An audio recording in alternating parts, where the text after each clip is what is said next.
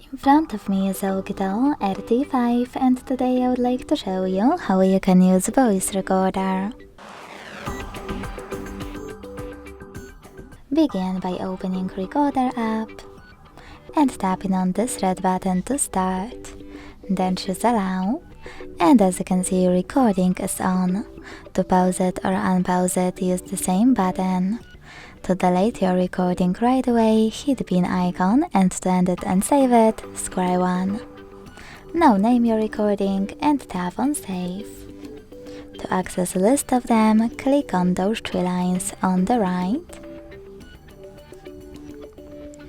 To play your recording, click on it. And to delete it, just go back.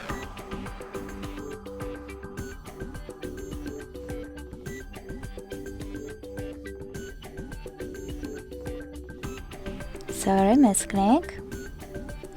Just go back, hold it, tap on delete over here, and confirm your choice in the pop-up. Thanks so much for watching. If you enjoyed this video, leave a like, comment and subscribe. Bye!